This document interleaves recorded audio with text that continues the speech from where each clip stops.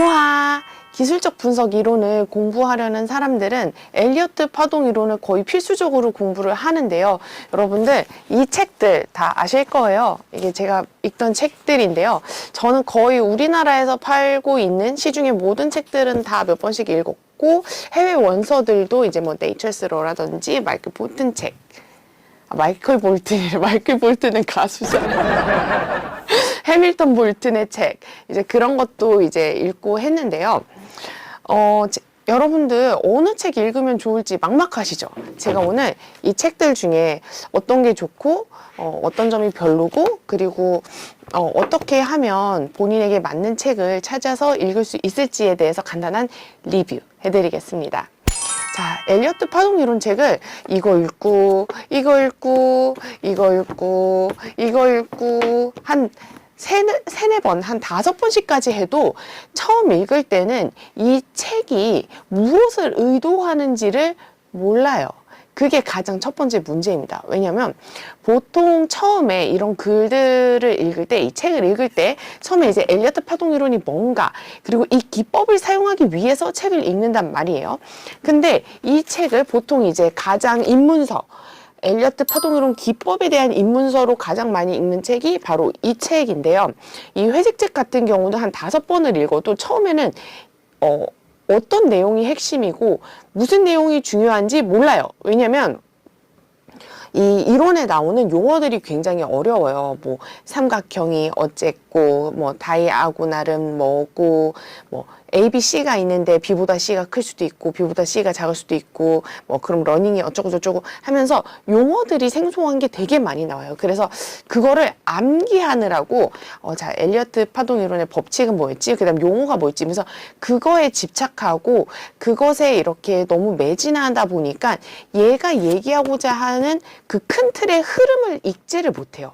그게 초반에 한 3번, 4번, 5번을 읽어도 그렇습니다. 왜냐면 우리가 뭐 악기 연주 같은 거 할 때도 마찬가지잖아요. 처음에 보면 그 콩나물에 집착을 한단 말입니다. 얘가 지금 음표가 솔이냐, 미냐, 도냐 이런 콩나물에 집착을 하는데 이것을 다 견디고 나면 비로소 음악을 느끼게 되고 이 프레이징을 느끼게 되면서 아, 음악이 이렇게 흐르는구나. 뉘앙스 그리고 뭐 가사의 의미, 가사가 만약에 있는 음악이라고 하면 그래서 그런 것들을 전혀 읽지를 못한단 말이에요. 그래서 처음에 이 책을 만약에 읽는다면 처음에 너 용어가 왜 이렇게 어려워 이러면서 외우기 바쁠 거예요. 뭐 3파가 가장 길고 4파는 1파를 침범하면 안 되고 막 그런 거에 굉장히 매진하게 된다라는 겁니다.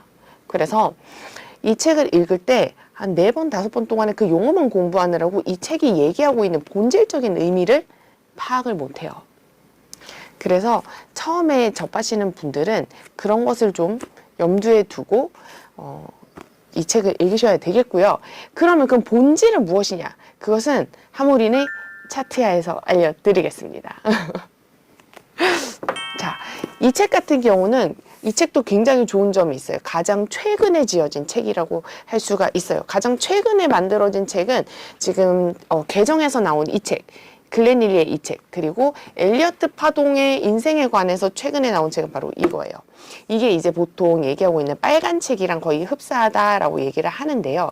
이 책은 엘리어트 파동 이론인데 제목은 엘리어트의 어떤 인생에 대해서 깊이 있게 다룹니다. 그러면 이 책은 뭐가 재밌냐면 약간 서사의 흐름이 느껴져요.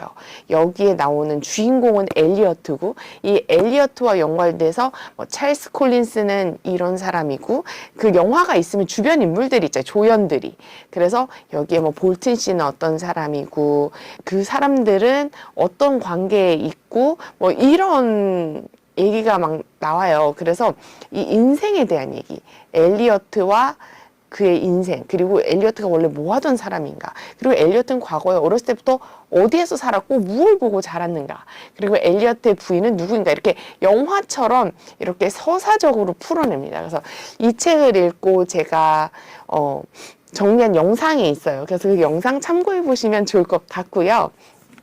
다음은 이 책에 대해서 말씀드릴게요. 이 책 이제 국내 김중근 선생님께서 이제 집필하신 책인데 이 책은 어떤 책이냐면 똑같은 이제 엘리어트 파동 이론이라는 이론을 공부하면서 본인이 직접 느꼈던 어떤 노하우, 경험 이런 것들이 좀 녹아져 있어요. 그래서 뭐 책이 이렇게 돼 있지만 이런 식으로 해석하고 하다 보면 이런 의문도 든다.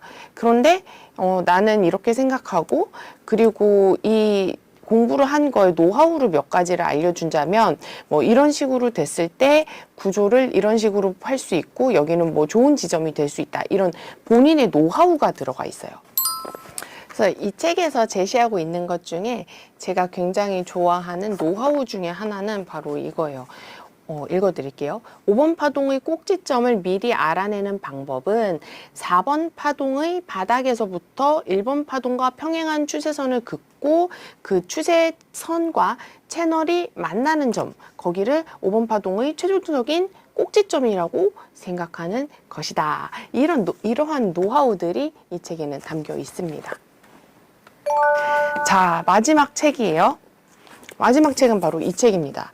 이 책은 이제 원앤원 북스에서 얼마 전에 이제 다시 재출간을 한 경우예요. 이 과거에 비해서 최근에 이 책을 찾는 경우가 굉장히 급증했다고 합니다. 그래서 이것을 이제 재발간하게 되었고, 이 책은 이제 글렌 릴리가 지은 책이에요. 글렌 릴리가 지은 저서인데, 엘리어트 파동 이론을 네오 웨이브라는 회사에서 이제 글렌 릴리가 엘리어트에서 더 발전시켜서 네오 웨이브라는 것을 만들었어요. 그래서 이 네오 웨이브에서 사용하고 있는 어떠한 진화된 엘리어트 파동 이론이라고 보시면 돼요. 이 책은 굉장히 어려워요. 굉장히 어려운데 그 이유 중에 하나가 실전 예시가 없습니다. 실전 예시가 없고 그림만 있고 이게 해석 번역판이기 때문에 그 무엇을 의미하는지 약간 모호해요. 그래서 이 책을 읽으려면 그 글렌 릴리가 직접 적은 그 작도를 보고 글렌 릴리의 사이트에 가서 그 팟캐스트라든지 그런 자료를 받아보면서 글렌 릴리의 설명을 들어가면서 이거를 접목시키는 것이 이 책의 이해를 빠르게 돕는 지름길이에요. 이 책 같은 경우는 굉장히 어려운데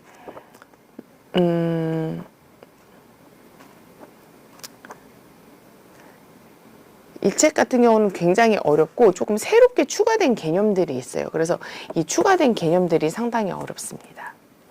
그럼 다시 돌아와서 말씀드릴게요. 다시 돌아가서 정리를 해보자면 나는 이론 공부를 기초 이론 공부를 해보고 싶다. 그러면 요 책을 읽어보시길 추천하는데 한 5번 읽어도 처음에는 용어를 외우느라고 이 책에서 무엇을 의미하는지 정확하게 그 본질을 파악하기 힘들다.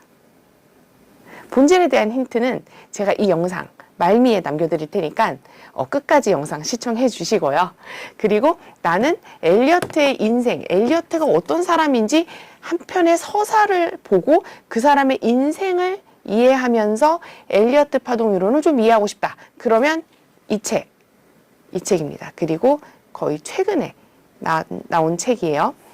그리고 나는 굉장히 오래된 책이에요. 이 책은 굉장히 오래된 책인데 나는 뭔가 나와 같은 트레이더의 입장에서 엘리어트 파동 이론을 공부한 사람으로서 뭔가 고민과 그리고 본인만의 뭔가 노하우 그것을 좀 알고 싶다를 생각하신다면 이 책 추천해 드리겠습니다. 책들이 다 좋아요. 그런데 이 책을 제가 이제 이 책도 읽고 저 책도 읽고 또 읽고 해외 원서도 읽고 그리고 그것까지 읽었으면 그럼 이제 엘리어트도 해봤으니까 좀 다른 것도 한번 해볼까 이런 생각이 들어요. 그래서 그 모든 이론들 그리고 뭐 다우 이론도 가보고 이것도 다른 것도 뭐 이동평균선 뭐 볼린저 밴드 다 책을 다 읽고 나서 이런 건가 하면 또 기본적인 분석들의 그런 전문가들의 책도 읽게 되잖아요. 뭐 시장의 마법사들, 뭐 앙드레 코스톨라니 책, 뭐 다 이걸 뭐 돈의 뭐 속성, 뭐 다 읽고 그래서 돌고 돌아서 이런저런 이론을 다 본 다음에 내리는 결론. 이 책을 다시 읽게 되면 비로소 보이지 않던 것들이 보여요. 태양 아래 새로운 것은 없다. 뭐 그런 거라든지 결국에 이 파동, 이 시장은 시장 참여자들이 심리에 의해서 만드는 것이다. 그리고 그런 심리를 잘 이해를 해야 되는데 올라갈 수도 있고 내려갈 수도 있다. 그리고 추세와 비추세를 잘 구분을 해야 하는데 너무 뭐 예를 들어서 A, B, C파인데 C파가 여기서 조금 삐져나온다거나 조금 뭐 들어간다거나 그런 거의 차이가 시장 전체를 바꾸는 것이 아니라 시장의 큰 추세가 어떻게 되는 것인지 그런 거를 쫓는 매매를 해야 하는구나. 그런 조그만 포인트에 모든 걸 잃을 수 있는 그런 매매는 하면 안 되구나. 그리고 이 엘리어트 파동 이론도 적절히 사용해야 하는 거고 어떤 이러이러한 결과물을 가지고 이런 식으로 좀 유연하게 생각을 해야 하는 거구나. 그런 것에 대한 게 굉장히 중요합니다.